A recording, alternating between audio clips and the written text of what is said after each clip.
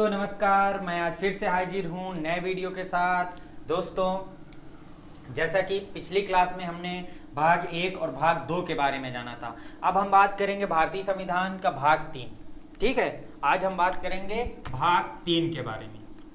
भाग 3 में क्या दिया गया है? मूल अधिकार।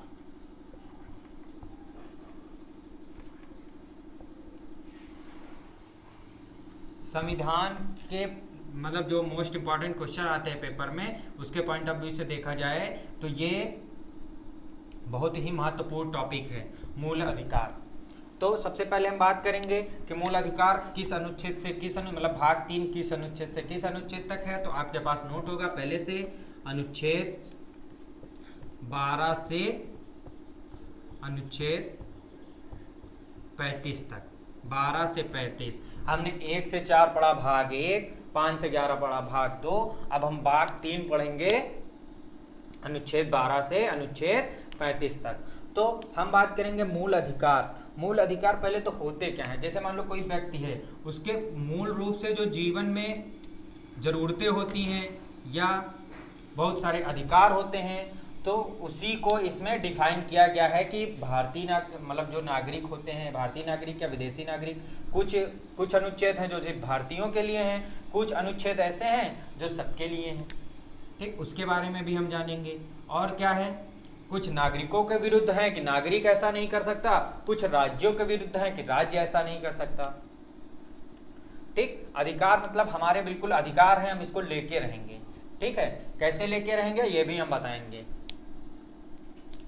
ठीक, तो सबसे पहले हम बात करेंगे कि इसका विकास कहाँ से हुआ। विकास मोस्ट इंपॉर्टेंट है, एक बार पीसीएस में आ चुका है कि सर्वप्रथम मूल अधिकार का विकास कहाँ हुआ, तो ब्रिटेन में हुआ।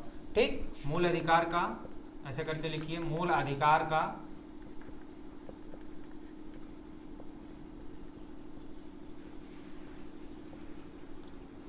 सर्वप्रथम विकास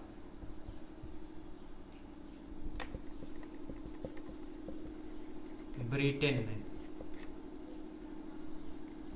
जिसको बिल ऑफ राइट्स के नाम से भी जाना जाता है। ठीक, ऐसे लिख लीजिए ब्रैकेट में, बिल ऑफ राइट्स। ठीक, और हमारे संविधान में ये कहाँ से लिया गया है? तो हम लिखा चुके हैं सोर्स वाले टॉपिक में, यूएसए से, मतलब अमेरिका से लिया गया। ठीक,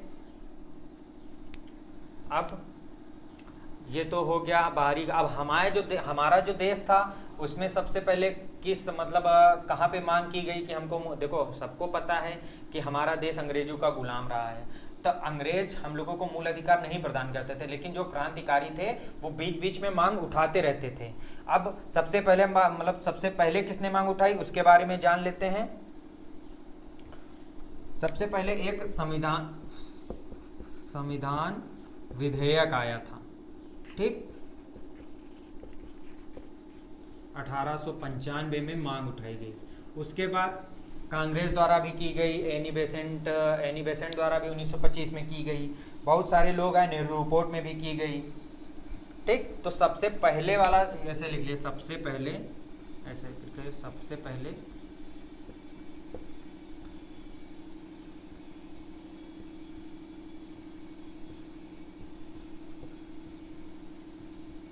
मूल अधिकारों की मांग 1895 भारत में हो गया। यही क्वेश्चन आया है तो इसको लिखा जा रहा है, बाकी इतना इम्पोर्टेंट नहीं है। अब जब हमारा संविधान बना तो उसमें टोटल थे सात मूल अधिकार थे। अब कितने, एक को हटा दिया गया है, अब टोटल कितने हैं? 6 हैं। ठीक, तो इसको नोट करके लिखिए, हम एक एक करके सब जानेंगे, धैर्य बनाई रखिए।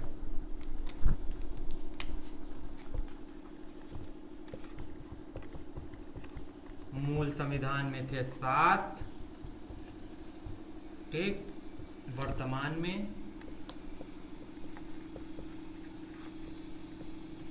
में 6, और नोट करके लिखिएगा, संपत्ति के अधिकार को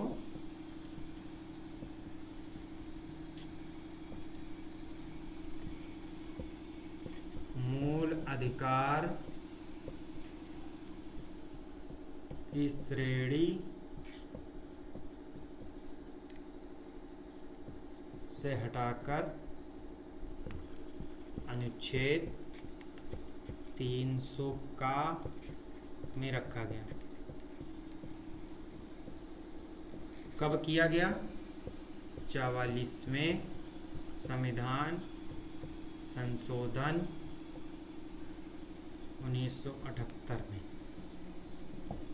ठीक, इतना अनुच्छेद मूल अधिकार, ये संपत्ति के अधिकार के बारे में जान लीजिए। अब जो बाकी वर्तमान में 6 हैं उसके बारे में मैं पढ़ने जा रहे हैं। ठीक, एक था संपत्ति का मूल अधिकार। संपत्ति का मूल अधिकार वो उसको खत्म कर दिया गया। कब खत्म कर दिया गया? 44वें संविधान संशोधन 1978 में। अब उसको हटा के अनुच्छेद 300 का में रख दिया गया है। ठीक है, अब वर्तमान में 6 हैं। अब 6 के बारे में हम जानेंगे। ठीक है, पहले 6 को नोट कर लेते हैं, फिर 6 में एक एक करके उसको एक प्रकार से खोलकर पढ़ेंगे उसको। वर्तमान में कितने हैं? 6 हैं। पहला लिखिएगा समानता का मूल अधिकार।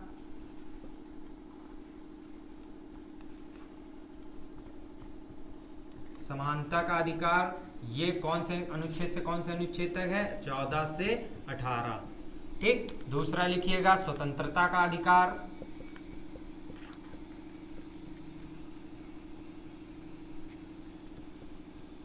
ये हमारा 19 से 22। तीसरा लिखिएगा शोषण के विरुद्ध अधिकार।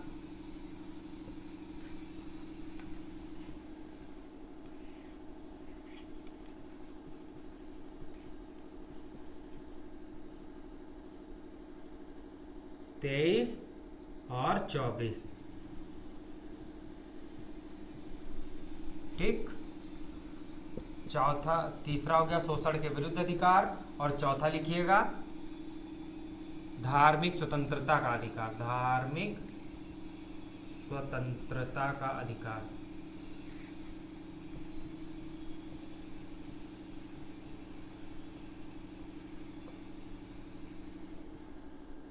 पच्चीस से 28। पांचवा है संस्कृति एवं शिक्षा संबंधी अधिकार।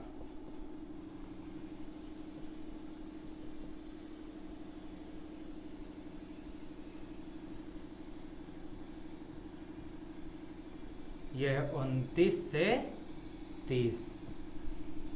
और छठा है संवैधानिक उपचारों का अधिकार। संवैधानिक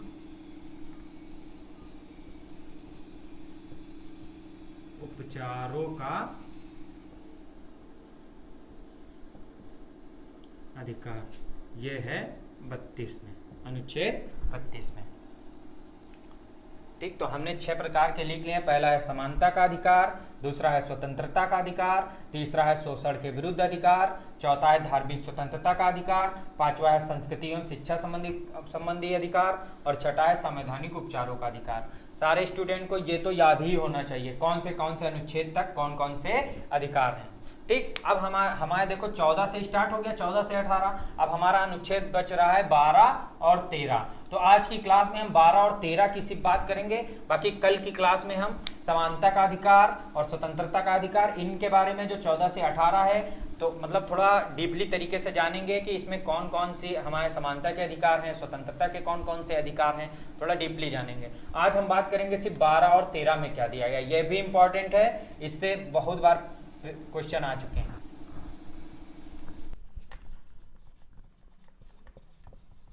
अनुच्छेद 12, इसमें क्या दिया गया है? राज्य शब्द को परिभाषित किया गया है। राज्य शब्द को परिभाषित। ठीक, परिभाषित मतलब इसमें क्या शामिल है ये बताया गया है कि राज्य में क्या क्या शामिल है। अब अनुच्छेद 12 हो गया। क्वेश्चन आएगा कि राज्य को किस अनुच्छेद के तहत परिभाषित किया गया है, तो 12 के तहत। अब हम बात करेंगे अनुच्छेद 13। अनुच्छेद 13, अब जैसे चलो मान लो अधिकार तो हम लोगों को दे दिए गए, ठीक, कि असमानता का अधिकार है, छुआछूत कोई नहीं करेगा, ठीक, और सबके लिए कानून बराबर होंगे। अगर बाय द वे ये कोई नहीं मानता है तो हम लोग जाएंगे कहाँ पे? तो हम लोग कहाँ जाते हैं? कोर्ट जाते हैं। तो ये अनुच्छेद 13 में ही दिया गया है कि मतलब कि अगर मूल अधिकारों का उल्लंघन होता है तो हम लोग कहाँ जाएंगे? सीधे कोर्ट में जाएंगे। कोर्ट में इसमें ऐसे अगर किताबी भाषा में लिखें तो ऐसे लिखिएगा कि मूल अधिकारों का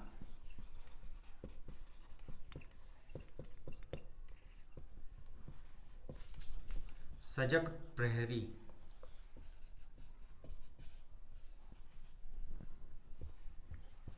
न्यायालय को माना है।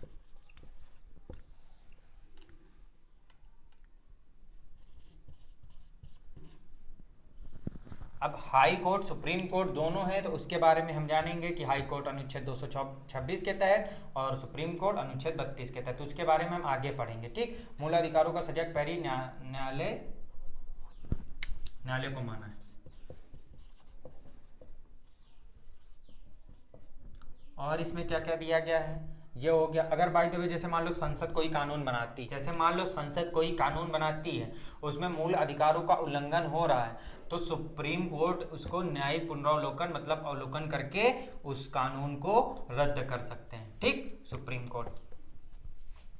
तो ये हो गया हमारा सजग प्रहरी। उसके बाद दूसरा इसमें दिया गया है कि इंपॉर्टेंट आच्छादन का सिद्धांत, ठीक, आच्छादन का सिद्धांत। ये भी क्वेश्चन आता है कि आच्छादन का सिद्धांत किस अनुच्छेद से संबंधित है?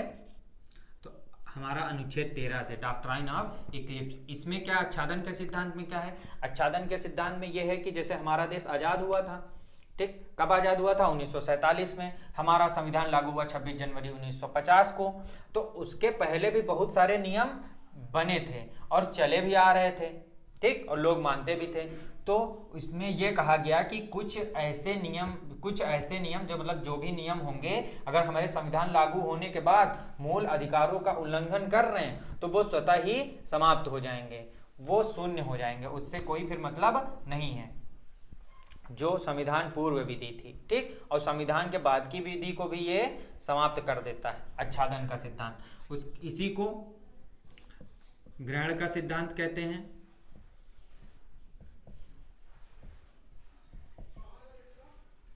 अभी आप लोगों को थोड़ा समझने में दिक्कत हो रही होगी, ठीक, ये लेवल का क्वेश्चन है, ये छोटी मोटी परीक्षाओं में आता भी नहीं है। और दूसरा इसमें है पृथक्करण का सिद्धांत।